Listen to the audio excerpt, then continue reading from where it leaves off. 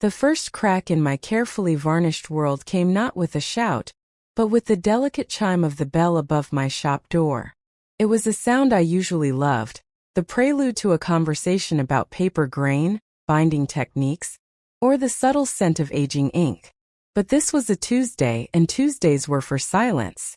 The closed sign was turned, the lights were dim, and I was deep in the spine of a first edition of Wuthering Heights, performing surgery on its fragile hinges. I didn't look up. We're closed. Aunt Elara? It's me. Liam. My hand stilled. The fine-tipped brush hovered over the application of Japanese tissue paper. Liam. My brother's son. The last time I'd seen him, he was a lanky teenager, all elbows and awkward smiles, hiding behind his father's ambition. That was a decade ago, at my brother's funeral, the one I was not welcome to speak at. I placed the brush down with the precision that belied the sudden tremor in my fingers. I looked up, and the man in the doorway was a stranger sculpted from the boy I remembered. He wore a suit that cost more than my monthly rent, and his smile was a polished, corporate thing that didn't reach his eyes. Liam, I said, my voice flat. This is a surprise. I was in the city for a merger. Mom said I had to look you up. He stepped inside, his expensive shoes making no sound on the worn Persian rug. His eyes scanned the shop. The quill and shadow. They took in the floor-to-ceiling shelves, the glass cases of rare editions, the tools of my trade laid out under the warm glow of the adjustable lamp. I saw his gaze linger on the faint dust motes dancing in the slivers of afternoon light, and the slight shabbiness of my own wool cardigan. His expression was one of polite, veiled pity. Still living in your little storybook world, I see. It's a comfortable world, I replied, turning back to my work. A clear dismissal. It pays the bills.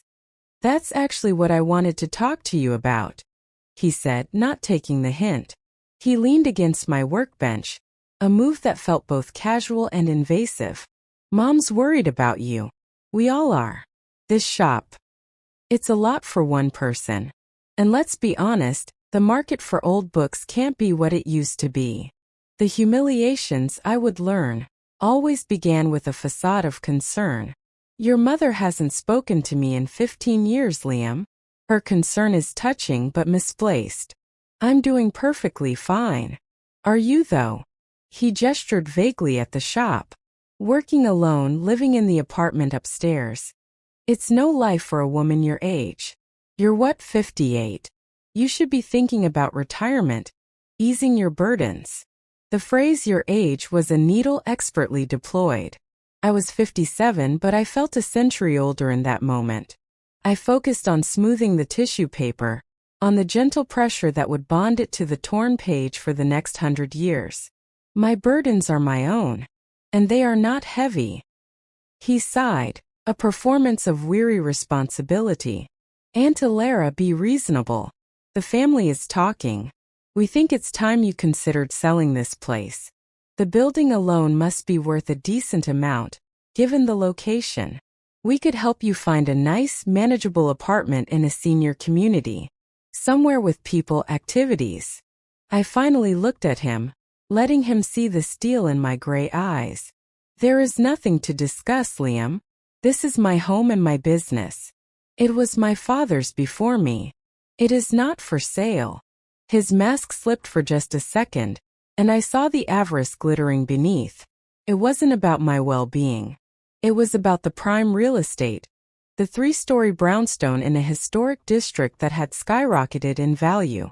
My family, the Vances, had always been adept at smelling money, even through the scent of old paper and dust. Think about it, he said, his smile back in place, colder now. We're family. We just want what's best for you. He left without another word, the bell chiming his exit as pointedly as it had announced his arrival. The silence that rushed back in was different now. It was no longer peaceful, it was watchful. I looked down at the book in my hands. Catherine Earnshaw's passionate declaration, "I am Heathcliff," stared back at me from the page. I had always found it a sentiment of tragic, all-consuming love. Now, it felt like a warning about the inescapable nature of certain bonds, however toxic. My name is Elara Vance. I am a keeper of stories, a preserver of forgotten voices. And to my family, I had just become the biggest obstacle to a story they were desperate to write for themselves. Liam's visit was the first thread pulled. The unraveling came swiftly. 2 days later, my sister-in-law Diana appeared. She didn't bother with the pretense of a casual visit. She swept into the shop like a corporate raider assessing a failing company, her perfume a cloud of aggressive florals that fought a losing battle with the scent of aged paper. "Elara," she said, her voice a blade sheathed in silk, "this place is even more cramped than I remembered." "Diana, to what do I owe the pleasure?" I didn't rise from my desk where I was cataloging a new acquisition. "Pleasure has nothing to do with it," she stated, dropping her designer handbag onto a chair. "This is an intervention. Liam told me about your conversation. Your stubbornness is becoming a problem." "My life is not your problem, Diana." "Oh, but it is," she countered, her eyes narrowing. "When you become a public spectacle, it reflects on all of us." The reclusive spinster, holed up with her books, letting a valuable property decay around her. "People talk. Our family has a reputation to maintain." "Our family," I said quietly, "has a reputation for swallowing its own. I prefer my books. They are less digestible." She ignored the barb. "We've had an offer. A development company is very interested in this entire block. They're offering a generous sum for this building. Generous enough to set you up comfortably for the rest of your life and leave a substantial remainder for the family." So that was it. It wasn't just about getting me into a home, it was about cashing in. The family wanted its share of an inheritance they believed my father should have liquidated long ago. "There is no offer to consider," I said, my voice low and final. "This was my father's life's work. It is mine. It is not an asset for you to liquefy." Her composure cracked. "Your father was a sentimental fool, and you're worse. He left us with nothing but debts and unfulfilled promises, and he left you this mausoleum. You're clinging to a ghost, Elara, while the rest of us live in the real world." The air left my lungs. The old wound, the one I thought had scarred over, tore open. My father's financial downfall was a shadow that had haunted our family for years, the whispered reason for his sudden heart attack. But Diana speaking of it here in his sanctuary was a profound desecration. "Get out," I whispered. "Not until you see reason." She leaned forward, her hands flat on my desk. "You will sign the papers when the lawyer brings them. You will be reasonable. Or you will leave us no choice but to be unreasonable." The threat hung in the air, as tangible as the dust motes. She snatched her bag and left, the slam of the door a violent punctuation to her sentence. I sat in the sudden quiet, my heart hammering against my ribs. The unreasonable she spoke of I knew would involve questions about my stability, my fitness to manage a property of this value. They would paint me as the eccentric, unstable daughter, lost in her books and out of touch with reality. What they didn't know, what no one knew, was that my father's downfall wasn't due to poor business sense. It was due to a betrayal, a theft by a trusted partner that he was too proud to prosecute, choosing to pay the debts himself to protect the family name. A name Diana and her ilk were now so eager to sell. And they didn't know about the letter. The one he had left for me, hidden inside the false bottom of his old writing desk, to be found only if the vultures ever circled. "My dearest Elara," it began, "if you are reading this, then they have come for the shadow. Protect it. It is not the wealth they think it is, but it is far more dangerous. The true inheritance was never the money. It was the truth. And the truth can shatter everything." I had read that letter 100 times. I had searched for years for what he called the shadow. I had found nothing but the growing certainty that my father had been guarding a secret that had killed him. And now my family's greed was threatening to unleash it once more. The final, most public humiliation came at the annual Literary Arts Gala, an event I attended out of professional obligation, not pleasure. It was held in the grand ballroom of the historic Pemberton Hotel, a place of crystal chandeliers and gilded mirrors. I wore a simple dark blue dress I'd owned for years, my one concession to elegance a silver locket that had been my mother's. I should have known it was a trap. I saw them as soon as I entered. Diana, Liam, and his sister Chloe formed a perfectly coordinated phalanx of designer black and condescending smiles. They were holding court near the champagne fountain, and they beckoned me over with a familiarity that felt like a snare. "Elara, you came."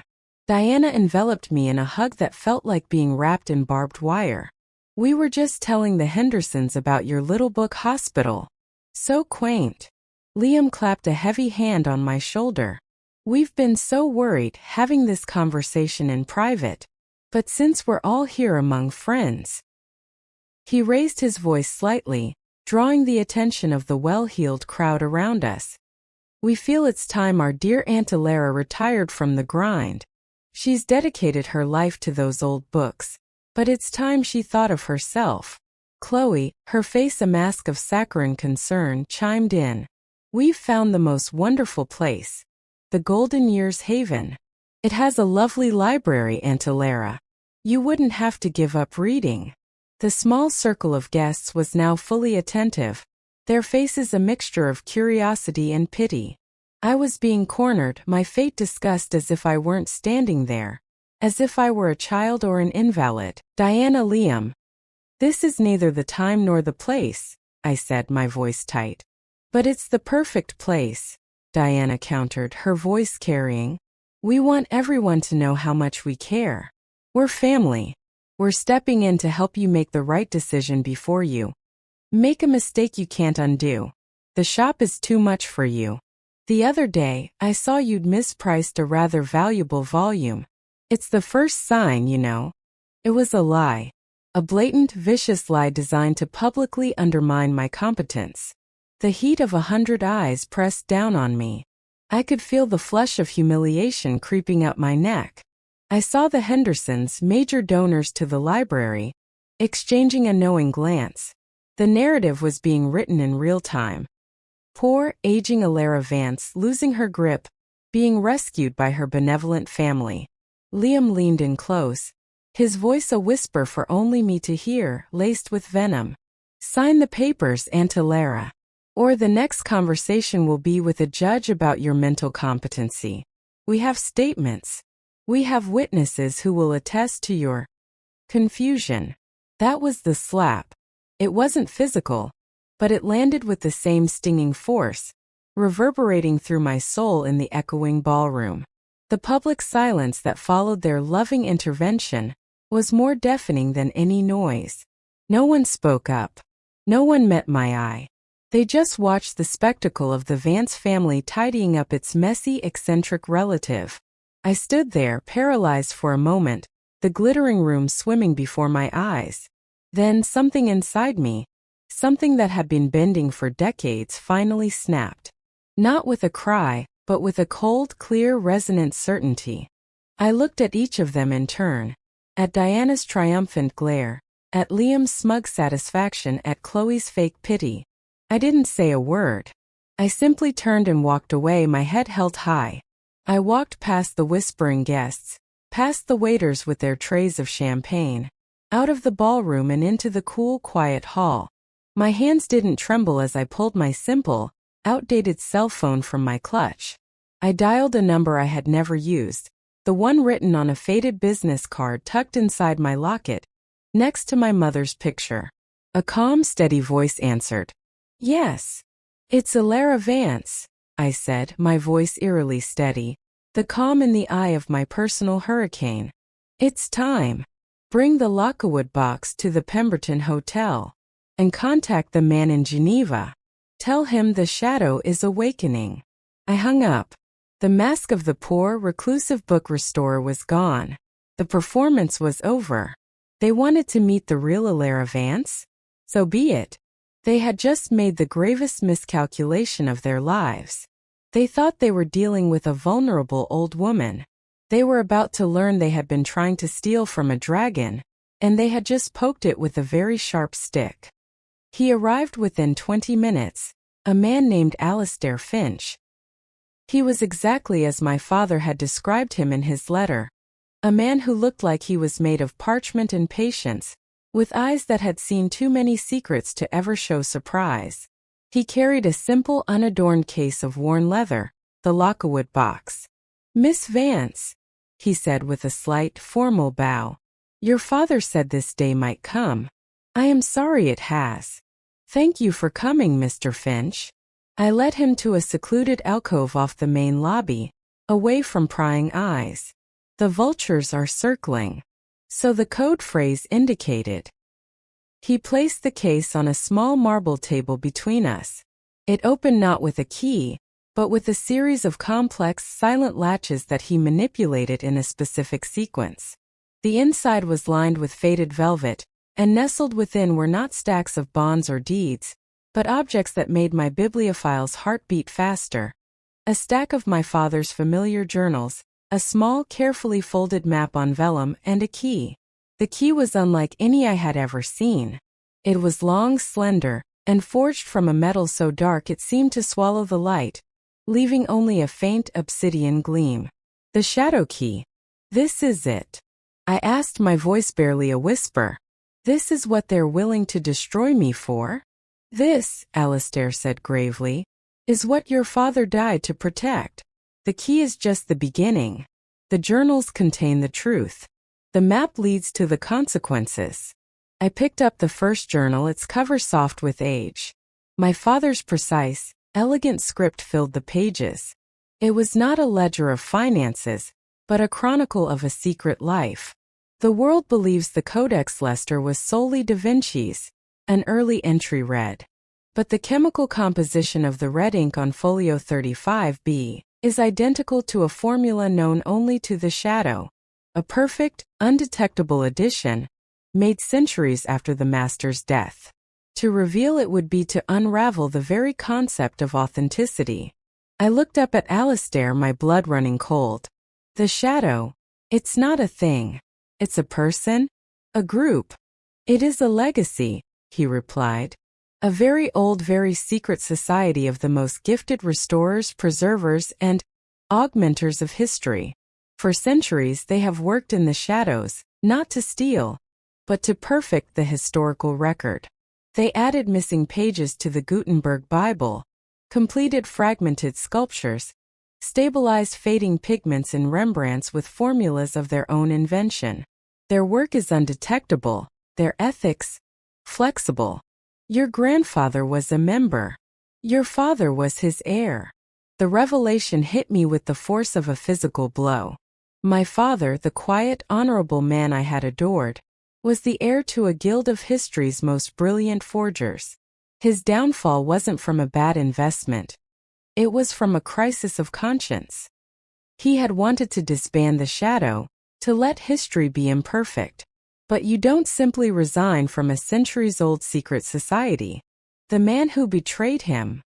"The one in Geneva?" I asked. "Silas Thorne," Alistair confirmed. "Your father's closest friend and fellow Shadow. When your father refused to authenticate a newly discovered Shakespeare folio that the Shadow had largely created, Silas saw him as a threat. He embezzled the family's visible assets, framing your father for the loss, and drove him into a heart attack from the stress. He believed the Vance legacy, the leadership of the Shadow, should pass to him. And the key? The map. The key opens a vault," Alistair said, his voice dropping even lower. "A vault known as the Archive of Echoes. It is where the Shadow keeps its records, the complete catalog of every alteration, every improvement they have ever made to the world's cultural heritage. The map leads to its location. With that archive, one could prove that a significant portion of the art and literary world's most treasured objects are not entirely genuine. The financial and historical implications would be catastrophic." I understood now. My family wanted the brownstone for its monetary value. But Silas Thorne, and by extension the legacy I now held, was playing for a prize of unimaginably higher stakes: the power to control the narrative of history itself. Diana and Liam were mere pawns, their greed a convenient smokescreen for a much darker game. I closed the Lockwood box, the soft click echoing with finality.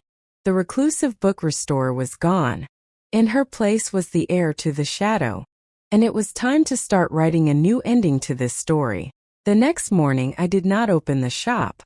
Instead, I sat at my father's old desk in my apartment above the shop, the Lockwood box open before me. The humiliations of the gala were a fresh wound, but they were now a source of fuel, not pain. My first move was not one of brute financial force but of strategic information.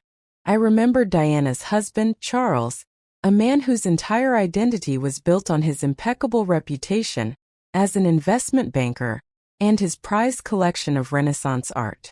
A collection, I now knew from cross-referencing the journals, that contained at least 3 pieces heavily augmented by the shadow. I made a single phone call to a discreet, independent journalist I had known in a past life, before I retreated into my world of books. I gave her no names, only a tantalizing lead. A suggestion that certain high-value artworks in a prominent financier's collection might not withstand the most advanced spectroscopic and chemical analysis. I hinted at a specific technique, a pigment formula mentioned in my father's journals. It was a seed planted in fertile ground. My second move was against Liam. His merger, his pride and joy, was with a European tech firm. A firm that, according to a footnote in one of the later journals, had its founding patents based on proprietary research that the shadow had liberated from a German university archive in the 1950s and sold to the highest bidder. I composed an anonymous email to the firm's board, attaching a scanned page from the journal that detailed the transaction in my father's hand, with the specific document ID numbers. I didn't make a threat. I simply asked if they were aware of the potentially contested provenance of their core intellectual property. The effect was not immediate, but it was swift. Within 48 hours, the first ripple hit. Charles called Diana, his voice a panicked shout I could hear through the floorboards of my apartment. A major auction house had suddenly, and without explanation, postponed the valuation of his entire collection. The shadow of doubt once cast was a stain that spread quickly. Liam's call came next, his voice tight with a controlled fury I knew masked sheer terror. The European partners were demanding an emergency audit of their patent history, threatening to scuttle the merger. "I don't know what you're doing, Aunt Elara, but you need to stop," he hissed into the phone. "I'm not doing anything, Liam," I said, my voice calm as I examined the shadow key under my desk lamp. "It seems the world is simply starting to see things as they truly are, not as you would like them to be." I hung up. I was not cutting off their money. I was poisoning the well from which their power and status flowed. I was showing them that the foundation of their perfect lives was built on sand. And I was doing it from the shadows, just as my father had taught me. The response from the man in Geneva was not a phone call, but a visit. Silas Thorne, old and gaunt but with eyes that still burned with a cold intelligence, appeared at my shop door one rainy evening. He carried an ornate cane, but he leaned on it for effect, not necessity. "Elara," he said, his voice a dry rustle, "you have your father's eyes, and, it seems, his inconvenient sense of morality." "Mr. Thorne," I replied, not inviting him in, "you received my message. 'The shadow is awakening,'" he quoted, a grim smile playing on his lips. A dramatic phrase from a dramatic man. Alistair always did have a flair for the poetic. "May I come in? We have much to discuss." I stepped aside, allowing him to enter. He moved through the shop like a curator, his gaze critically assessing the treasures on the shelves. "You have been busy," he began, coming to a stop before my workbench, "poking at hornets' nests. Charles's collection, Liam's merger. Clumsy but effective. You are using the tools of the shadow like a blunt instrument. Your father would be disappointed." My father is dead because of you, I said, the words ice. He is dead because he was a sentimentalist. Thorn snapped, turning to face me, his composure fracturing. He wanted to disband centuries of work, to let our legacy die. We are not mere forgers, girl. We are the guardians of beauty. When history is incomplete, when time has been cruel, we step in. We perfect. We complete. We give the world the masterpieces it deserves, even if it never knew it was missing them. And you get rich in the process, I countered. We are compensated for our genius, yes. But it is about more than money. It is about control. The power to shape the narrative of human civilization. Your father forgot that. He saw our work as a lie. I see it as a higher truth. He leaned forward, his voice dropping to a conspiratorial whisper. Join me, Elara. You have the key. You have the journals. Your technical skill is remarkable. Together we can lead the shadow into a new golden age. Leave your petty, greedy family to their fate. They are not worthy of this legacy. For a moment I saw the seduction of it. The power he offered was immense. To never be vulnerable again. To be the one who pulled the strings, unseen and all-powerful. And if I refuse? I asked. His face hardened. Then you will share your father's fate.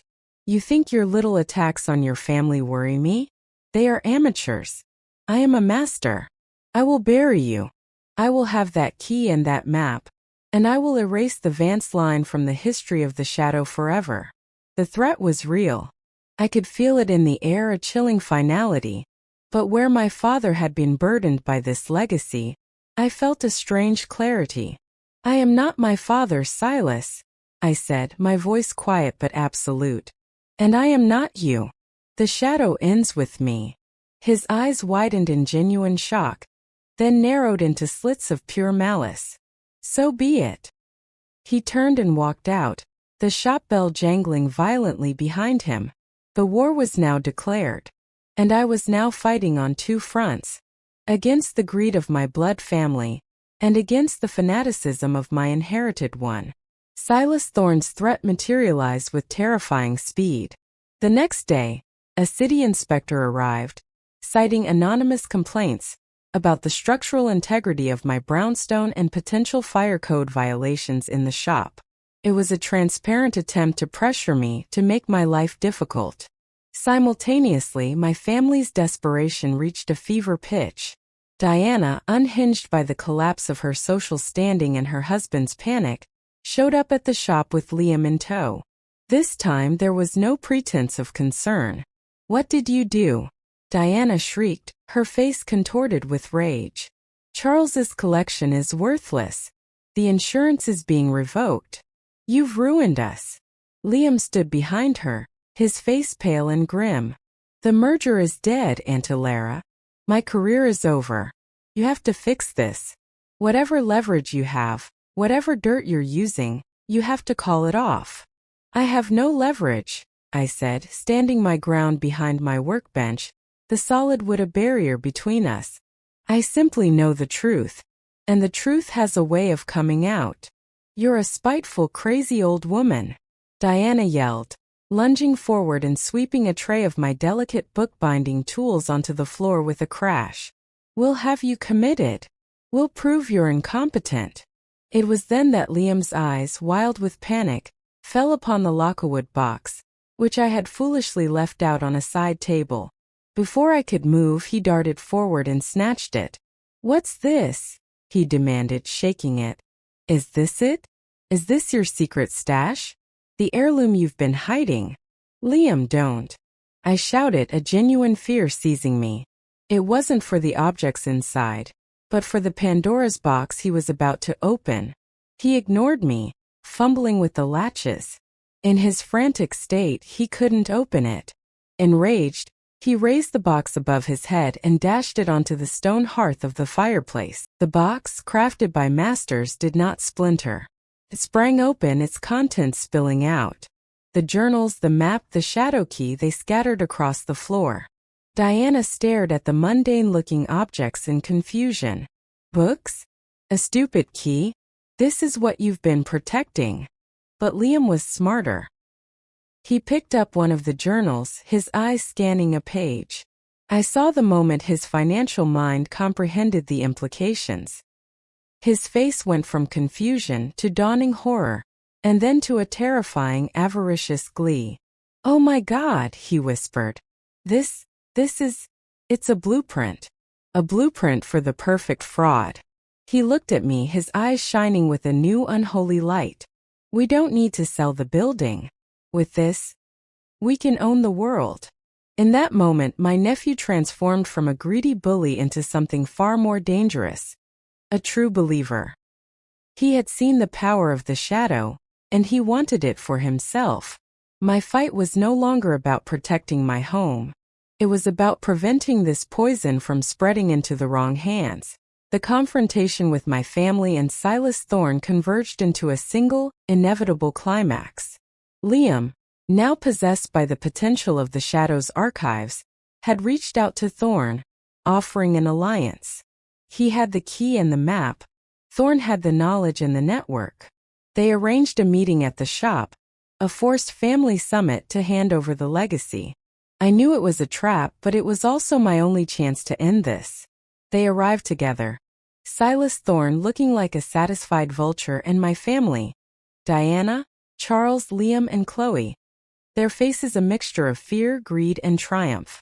They crowded into my shop, the space that had been my sanctuary now feeling like a cage. "It's over, Elara," Liam said, holding up the shadow key. "We're taking what's rightfully ours. The family's true inheritance. Your father never understood its value," Thorne added smoothly. "But your nephew, he has vision. Do you even understand what you're holding?" I asked, my voice echoing in the tense silence. "This isn't a treasure map. It's a lit fuse. That archive doesn't contain wealth. It contains the proof that will collapse the art market, shatter museums, and destroy the very concept of historical truth. The moment it becomes public, everything you've built your lives on, your collections, your status, your reputations, will be rendered meaningless." "You're just trying to scare us," Diana scoffed, but her voice lacked conviction. "No," Charles said, his face ashen. He, the art collector, understood better than anyone. "She's right. If what those journals say is true, my collection, it would be a laughingstock. It would be worthless. Then we don't make it public," Liam insisted, his voice frantic. "We use it. We control it. We become the shadow. And then what, Liam?" I took a step forward, my gaze locking with his. "You spend your life looking over your shoulder, fearing the next Silas Thorne, the next generation of greedy Vances? You become a ghost, living in the shadows your whole life? That is not power. That is a prison." I turned to Thorne. "And you? You talk about perfecting history, but you're just a vandal. You don't love art. You love the control. You're afraid of the messy, imperfect, beautiful truth of history, so you try to sanitize it, to rewrite it in your own image. That's not genius. That's arrogance." The shop was utterly silent. The weight of my words pressed down on them all. "I have the combination to the vault," I said quietly. "A sequence known only to the heir. It's not written down. It's in here." I tapped my temple. "Without it, the key is useless. The archive is lost forever." Thorne's face contorted in rage. "You lie." "Try me," I challenged. "Go to the location on the map. Try to open it. You'll find a door of solid tungsten, designed to resist any drill, any explosive. Without the code, it will never open." I looked at my family, at the ruin their greed had brought them to. "This ends now. You will leave. You will sign over any and all legal claims to this building and my affairs. You will never contact me again.